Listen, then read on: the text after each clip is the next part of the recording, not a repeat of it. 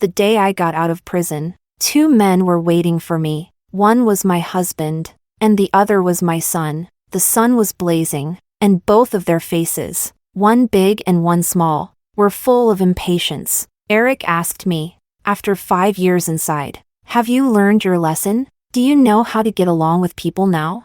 The son I carried for 10 months chimed in, "Aunt Sophia and I don't like dogs, so you're not allowed to have one anymore." Thinking of the ridiculous reason for my imprisonment and the dog I'd raised for years that Sophia had beaten to death, I chuckled softly. Sure. Then, I pulled out 2 documents. One was a divorce agreement, and the other was a document to sever parental ties. Chapter 1. The day I was released. Erick came to pick me up himself. At the time, my face was pale, and my arms, hidden under long sleeves, were still marked with scars left by others in prison. Yet Erick still had that same lofty, arrogant demeanor. He wore an expensive watch on his wrist and frowned as he looked at me. "Why did it take you so long? I've been waiting for you for half an hour." Half an hour, something that in the past, I wouldn't have even dared to imagine. I had never had such privilege. Never had the luxury of him waiting for me. Back then, I was the one who would drop everything, waiting outside his office until dark, only to be greeted by Erick saying, "Don't you have anything better to do? Do you really need to follow me around every day?" But now, I simply gave a half-hearted smile. "Sorry to trouble you." Erick opened his mouth, as if wanting to say something more. I had already walked past him, not even glancing in his direction. As I reached the car, the window slowly rolled down, revealing Sophia's familiar face. She smiled and said, "Bianca, you're finally out. We've been waiting for you for so long. It's so hot outside." Erick was worried I'd get heat stroke, so he didn't let me get out of the car. "You're not mad, right?" Seeing I wasn't responding, Sophia frowned slightly. "Bianca, are you still upset about what happened before?"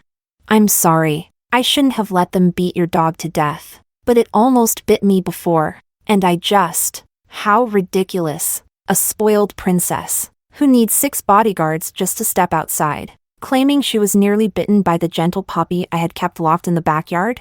But Erick always fell for her act. At her words, his frown deepened. "Bianca, are you still holding a grudge? If you really like dogs, I can buy you another one." At that moment, a small head peeked out from beside Sophia, full of anger. "It was just a dog. It almost bit Aunt Sophia. It deserved to die."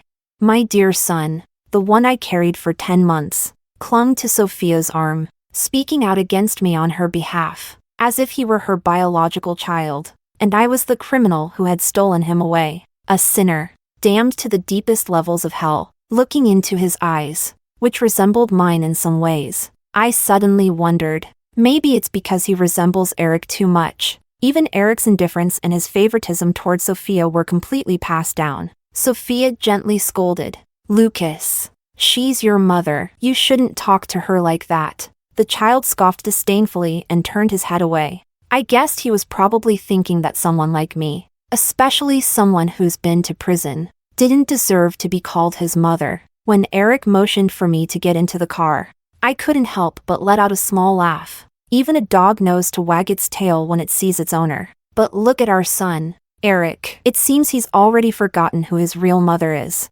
Chapter 2. I chased after Erick for more than 10 years. I chased him until everyone in the city knew I loved Erick, and that I only had eyes for him. I even defied my parents for him, clinging to him like a resentful ghost, never letting go. When his family fell into a financial crisis, Erick finally lowered his head and agreed to marry me. The condition was that my family would have to bail out his parents and help them through the crisis. I forced my parents to agree, even though I knew Erick's heart belonged to his dream girl, Sophia. And Sophia was the illegitimate daughter born to the woman who had come between my own parents' marriage. I thought that even the hardest stone could eventually be warmed by the heat of affection, that it could soften over time. But Erick turned out to be cold and unfeeling, like ice. No matter how long I tried to warm him, all I got in return was humiliation and disgrace. Later, Erick single-handedly brought his family business to its peak, earning him the respect and submission of others,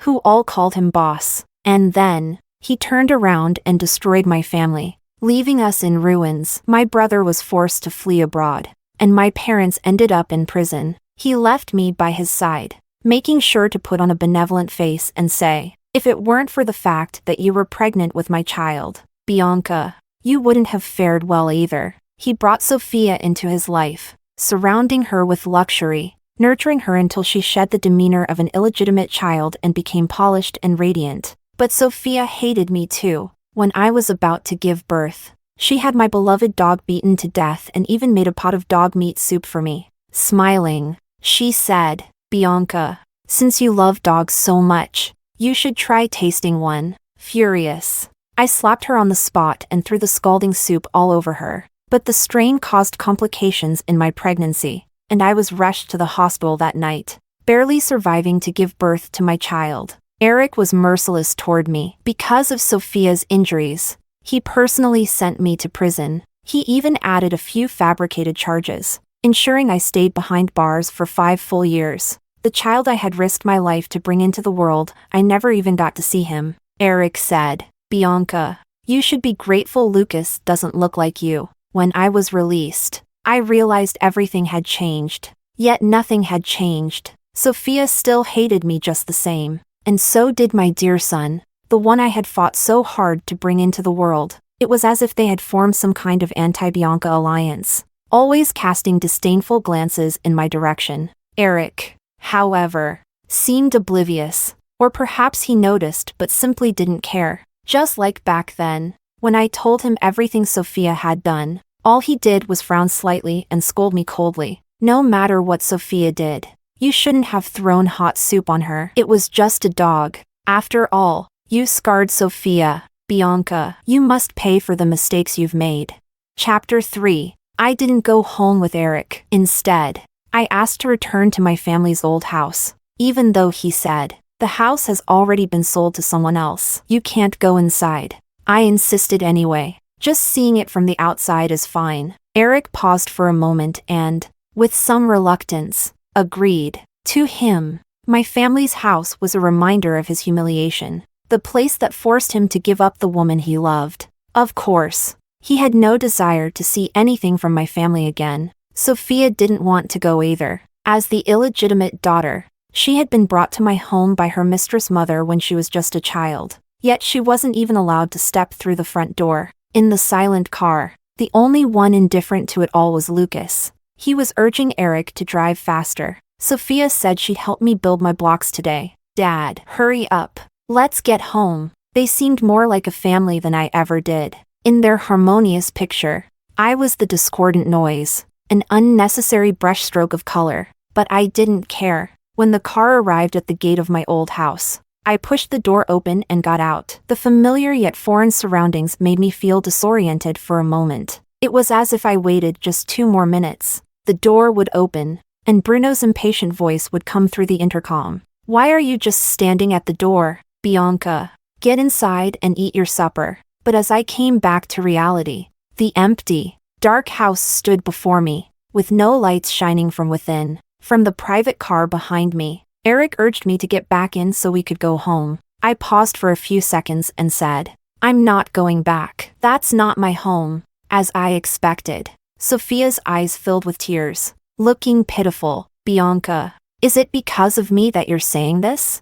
I'm sorry, I never meant to take your place. Erick just took pity on me. That's why I've been staying at his house. If you don't like it, I can move out right now. This shallow attempt to play the victim, if it were posted online, people would be quick to comment, Sister, stop it. The green tea vibes are overflowing. But Erick seemed oblivious to it. And Lucas, having inherited all of Erick's flaws, shouted at me as well. Will you ever stop? You've been picking on Aunt Sophia since the moment you got out of prison. Isn't it enough? It's your fault Aunt Sophia suffered, so you deserve to go to jail. How can you still have the nerve to criticize her? He's only 5, too young to truly understand. He spent so much time with Sophia, and with Erick as a poor role model, learning all the wrong lessons. I could understand why he acted this way toward me, so I generously forgave him. Then I said, not only can I criticize her, but I can also criticize you. And I can hit you too, Lucas. Do you think I won't?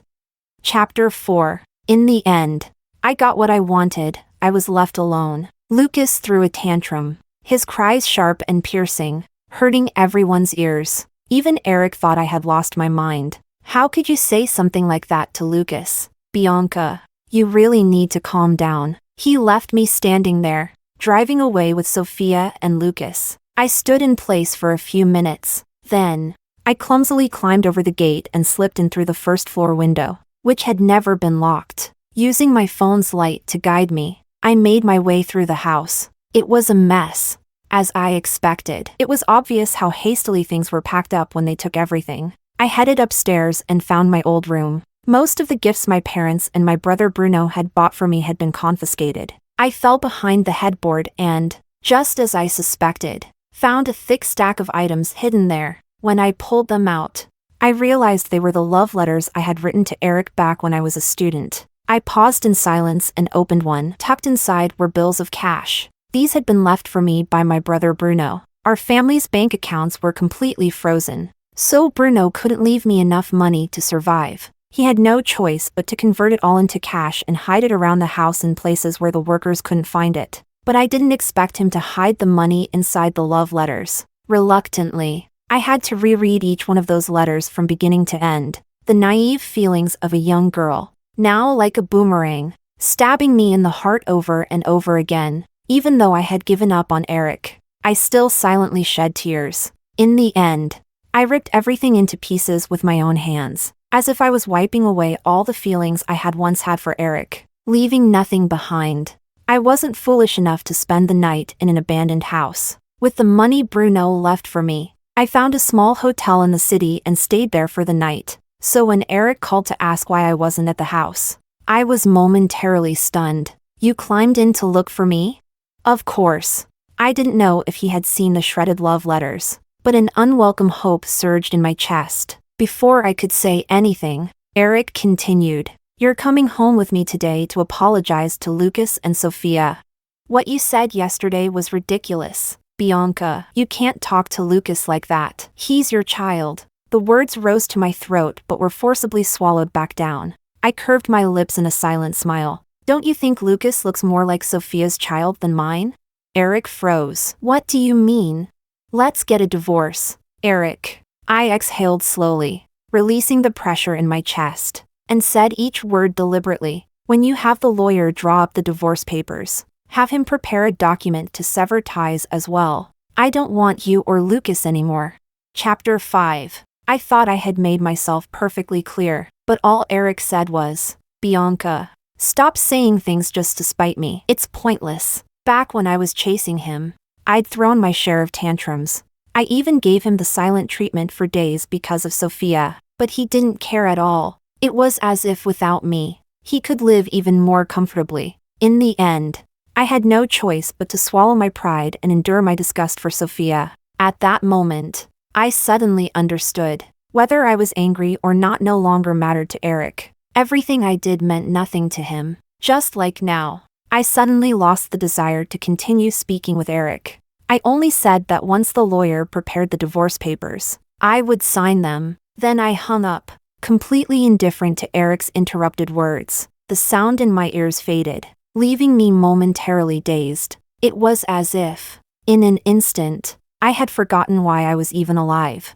Knock knock. 2 gentle taps on the door. It was the owner of the inn, asking if I wanted to extend my stay. I nodded. While going downstairs to handle the extension, I heard the noise outside and couldn't resist looking back. It was children, led by their parents, skipping along happily. The inn owner said, "There's a kindergarten nearby, so there are always a lot of kids around, and it can be a bit noisy in the morning. If it bothers you, I can give you a discount." I smiled and said that would be great. If it were back in the days when I was still a spoiled young lady, I wouldn't have cared about saving a few bucks. But now, everything seemed like a fleeting illusion. The innkeeper was kind, offering me a discount and pointing out the best food stalls on the nearby breakfast street. With so many students and parents, the street was lively and bustling. Back then, my parents thought street food was unhealthy. Only my brother Bruno would sneak me out to eat it.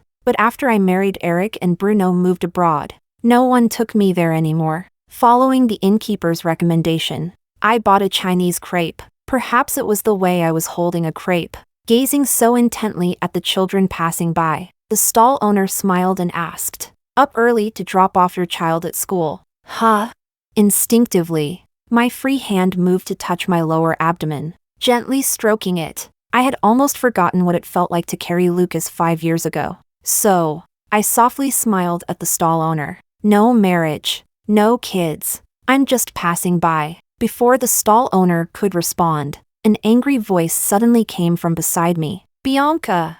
I turned my head. I saw Erick in his suit, holding Lucas's hand, his backpack on his shoulders. The child was looking up at me. His eyes were red, filled with disbelief.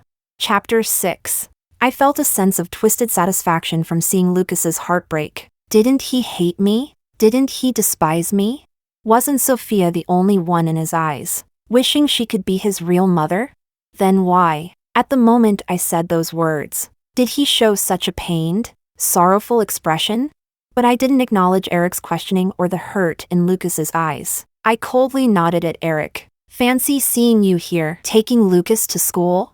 His eyes widened for once, as if he couldn't comprehend how I could act so indifferent. "Why would you say something like that? Do you want to deny Lucas's existence? You're his biological mother." To be honest, I don't quite understand it myself. Back then, when I was pregnant, it was Erick who repeatedly made it clear he didn't want the baby inside me. If it hadn't been for his family's insistence, Erick would have dragged me to the hospital the moment we confirmed the pregnancy and forced me to terminate it. How is it that now I'm suddenly the villain who doesn't want Lucas? And the expression on Lucas's face made me laugh even more. If he doesn't see me as his mother, then why does he care about what I say? Why does he care if I acknowledge him as my son? Maybe my smile wounded Lucas's pride. He suddenly yanked his hand out of Erick's grip and shouted, You're not my mom. You don't deserve to be." Lucas turned and ran into the school, sprinting the whole way. On the way, he knocked over a little girl, but he didn't stop to apologize and instead shouted, "Watch where you're going." He has been raised to be an arrogant and spoiled child, completely different from the child I once imagined when I was pregnant. He shouldn't be my child, because he's becoming more and more like Sophia, just like when she was young, standing outside my door with her mother, pointing at me, screaming that I had stolen her father. I turned to leave, but Erick grabbed my wrist. He looked at me with the eyes of a stranger. "You shouldn't do this, Bianca. Lucas will be hurt. He's been waiting for you to come out. He said many times that he wants to see you." I shook off his hand. "Then you should have told him from the start that he's Sophia's child. That way, he wouldn't have had any expectations of me." Then, I stopped Erick from trying to explain. "This morning I told you to contact a lawyer to discuss the divorce and the termination of our relationship. How's the progress on that?" Chapter 7. For once, Erick was firm. He refused to agree to the divorce. He came up with many excuses. His family, Lucas, and even the company's business were dragged in as his shield. "There's too much going on at the company. I don't have time to deal with this." I nodded with full understanding. "That's fine. I can find someone as long as you're willing to pay. After all, you know my family went bankrupt. I don't have any extra money to hire a lawyer. I don't need any property or Lucas. Just the divorce papers. It's that simple." Erick slowly fell silent, his brow deeply furrowed. "Is this really necessary, Bianca? I've already moved on from the past and I'm ready to make things work between us." Moved on? That's easy for him to say. He may have moved on, but I haven't. 5 years in prison, scars all over my arms. Those things make it impossible for me to ever look at Erick's face calmly again. I was afraid I wouldn't be able to stop myself from slapping him hard. I smiled slightly, turning to leave with the now cold breakfast in hand. After just a few steps, I remembered something and turned to ask Erick, "Why did you send Lucas to study here? Was it your arrangement?"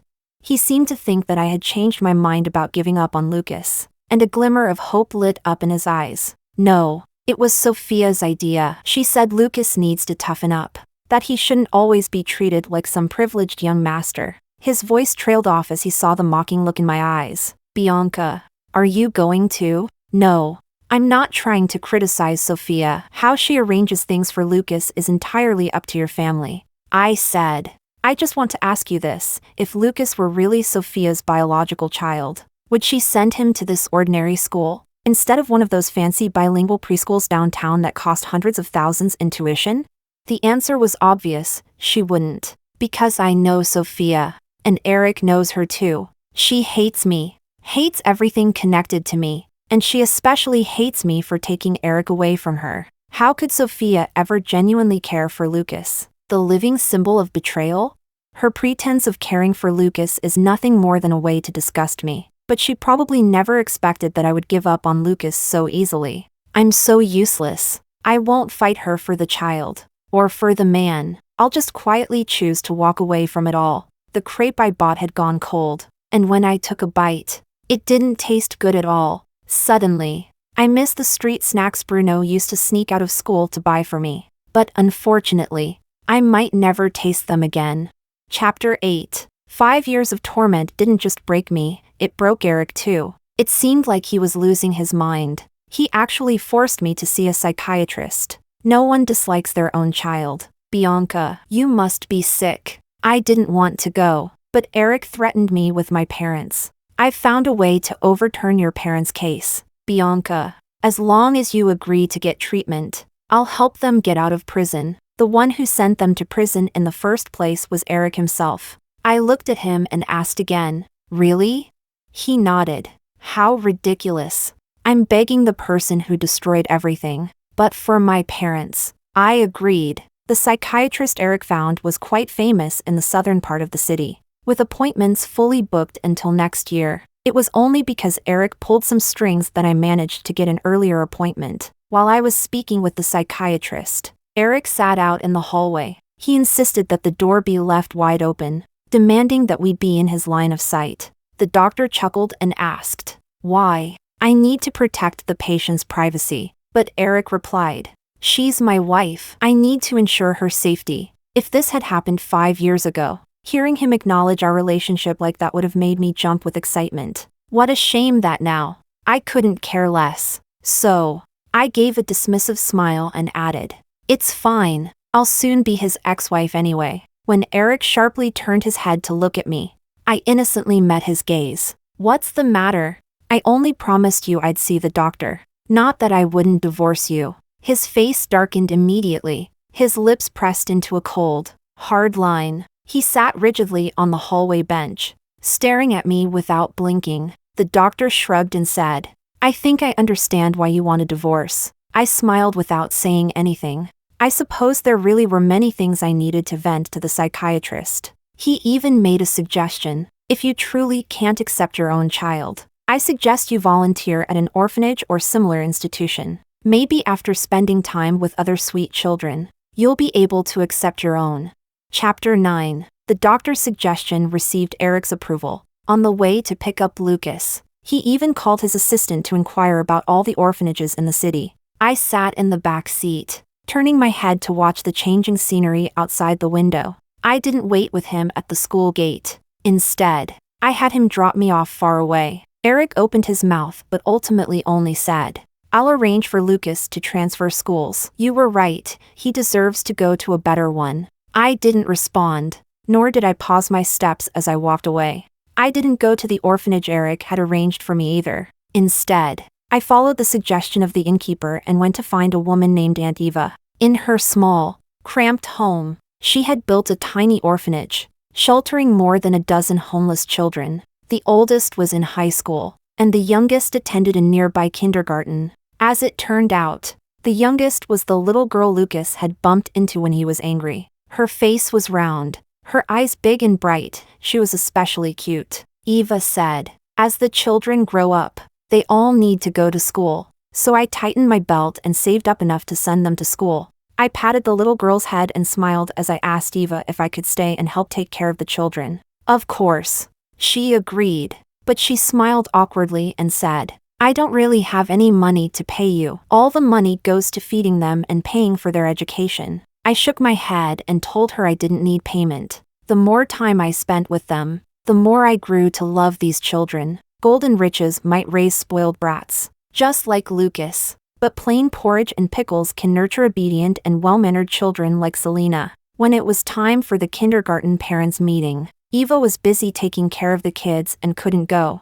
So she asked me to attend the meeting in Selena's class. I agreed to take on the task. As it happened, Selena and Lucas were classmates, and their seats were very close to each other. So when Lucas saw me walking into the classroom holding Selena's hand, his eyes widened, and he shot up from his seat. Chapter 10. He had indeed been raised to be unruly and out of control. He ran over and pushed Selena. Selena fell to the ground, landing hard on her backside, and immediately started crying. Lucas, with his hands on his hips, shouted at her, "Thief!" Selena, wiping her tears, stood up. "I'm not." Because of the commotion, the other parents all turned to look. Even the other children gathered around to watch. But Lucas only called Selena a thief, refusing to say what she had stolen. With arrogance, he declared, "You're a thief, a dirty little thief." The parents didn't know anything, but seeing Lucas, at such a young age, wearing brand-name clothes and shoes, and the man attending the meeting with him looking like a successful professional, they silently sided with Lucas, scolding Selena and even criticizing me, accusing me of not raising the child properly. I remained silent. After helping Selena up, dusting off her clothes, I sternly questioned Lucas. "You say she's a thief. What exactly did she steal from you?" Lucas's eyes turned red as I scolded him, and tears started to roll down his cheeks, but he stubbornly bit his lip. "She knows exactly what she stole from me." Maybe I was too harsh. The other parents stepped forward, telling me to speak more gently to the child. Seeing Lucas in tears, some of them even spoke more harshly. "You didn't raise your own child properly, so how can you take it out on someone else's kid? I bet your kid will turn out just like you, no good." They continued to criticize, completely ignoring Selena, who was crying and denying, "No, I didn't steal anything." Just as the commotion reached its peak, the teacher and Erick finished their conversation and entered the classroom. The teacher asked, "What's going on here?" The parents quickly started complaining, their faces showing anger, while constantly glancing at me. Even Erick noticed me, his expression changing slightly. Lucas probably thought his dad, who always doted on him, would side with him this time too, so a smug look appeared on his face. "You're a thief. Now apologize." "Lucas, apologize." Chapter 11. Lucas froze. He looked around, once again confirming that neither Erick nor I was on his side. His voice grew shrill with anger. "I won't apologize. She is a thief. What did she steal from you?" Under Erick's stern questioning, Lucas couldn't hold back anymore. He burst out crying, shouting, "Selena stole my mom. She's supposed to be my mom. Why is she helping Selena?"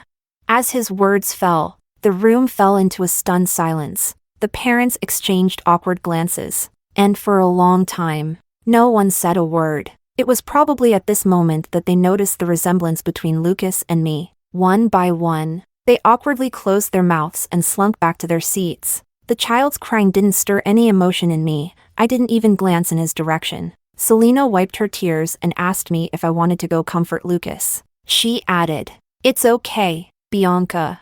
I can attend the parents' meeting by myself." I patted her head and smiled. "No need. I'll stay with you." Erick then brought Lucas over to apologize. His eyes were still red, and he looked unwilling, but with Erick pressuring him, the child could only bite his lip, lower his head, and say sorry to Selena. Selena generously forgave him, but then she couldn't resist taking a jab at Lucas. "You're always so mean. I thought you didn't have a mom. Turns out Bianca is your mom. But how come you're nothing like her?" Lucas was so upset that he was on the verge of tears again. Children abandoned by their parents are always sensitive and mature beyond their years, and Selena happened to hold grudges. Seeing Lucas's pitiful expression only made me want to laugh. Even Erick fell silent for a moment before saying to me, "I'm sorry." I looked up again and saw the heavy, troubled look in Erick's eyes. "I didn't raise Lucas well. I'm sorry for how he's turned out." You don't need to apologize to me. He's your son." As the parents' meeting was about to end, I packed Selena's bag. As we walked out of the classroom, Lucas suddenly ran over, grabbing my sleeve and softly calling, "Mom." I paused for a moment. "You've mistaken me for someone else. I'm not your mom." I gently brushed his hand away, not noticing the dimming in his eyes, and left the kindergarten with Selena. I had been waiting for Lucas to call me mom for 5 years, but when it finally happened, I didn't feel the joy I had once imagined. I had once hoped for this moment, before he spoke up for Sophia and looked at me with disdain. But on the day I was released from prison, when I saw him defending Sophia and talking back to me for her sake, the child I had carried for 10 months had already died for me. Chapter 12. Afterward. It seemed like Lucas had latched onto me and Selena. Every time I went to pick Selena up from school, Lucas would always be sticking close to her. When he saw me, his eyes would light up, but then he would turn his head as if nothing had happened, only to keep glancing at me secretly. I acted as though I didn't notice his gaze, completely ignoring Lucas's hopeful looks. Selena didn't like me picking her up anymore either, constantly complaining about how annoying Lucas was. But soon enough, she started relaying Lucas's words to me. He said he's transferring to a new school and won't be able to see me anymore. He asked me to give you something. It's the card we made for Mother's Day in class. Lucas said he spent a long time preparing it and wanted to give it to you. He also said that Aunt Sophia moved out of the house and asked me if you're coming back. Selena blinked, looking at me innocently. "Bianca, are you leaving?" I smiled and shook my head. "No, I'm not leaving." I had no interest in returning to that house. Everything that happened in the past, although no longer mentioned, doesn't mean it didn't happen. Even today, no matter how hot it gets, 37 degrees outside, I haven't worn short sleeves again, partly out of fear, and partly because I don't want to. The scars are too many and too deep. I don't want to scare anyone by showing them. The divorce agreement I had with my lawyer draft was progressing steadily, but Erick never cooperated, always saying he needed more time to review the terms, asking me to wait for his response. The lawyer asked me what to do. After thinking about it, I took the printed draft and went to see him in person. As luck would have it, Sophia was there too. She stood with an air of the lady of the house, smiling at me with narrowed eyes. "What's the matter, Bianca? Why have you suddenly come back? Do you need something?" A long time ago, Sophia and I had a similar confrontation, back when I first found out Erick liked her, and she turned out to be my father's illegitimate daughter. Blinded by jealousy, I wanted her to leave Erick. I never expected that one moment she'd be mocking and taunting me, calling me delusional, and the next, she'd be spilling coffee all over herself, her eyes welling up with tears. I was stunned. I turned to see Erick storming in, face full of anger. "Bianca, don't take your spoiled brat attitude out on Sophia."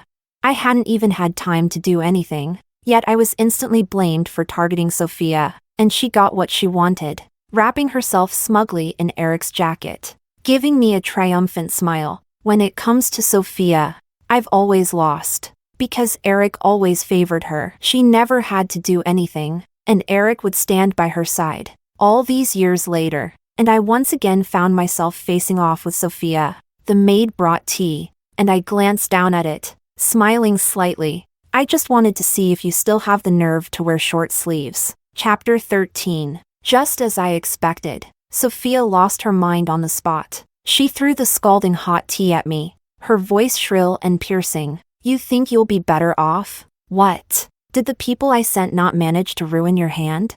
I had already suspected as much. The women in prison who had clear intentions, coming straight for me with sharpened toothbrush handles to slash my arms, those were probably all arranged by Sophia. She didn't dare ruin my face directly, worried that Erick would notice something when I was released. So, she chose to get back at me in a roundabout way. She must have given specific orders to make sure I suffered 100 times more than she ever did. That's why my body is covered in scars. And those 5 years in prison were so dark that I don't even want to remember them. The hot tea seared my arm and the side of my face, turning my skin a bright, painful red. But I didn't react the way I had 5 years ago, recklessly lunging at Sophia to make her pay. I simply curled my lips into a slight smile and looked at her calmly. Sophia. Sometimes people turn into exactly what they hate the most. She froze. The next moment, the door burst open. Erick rushed in, his eyes widening slightly when he saw my condition.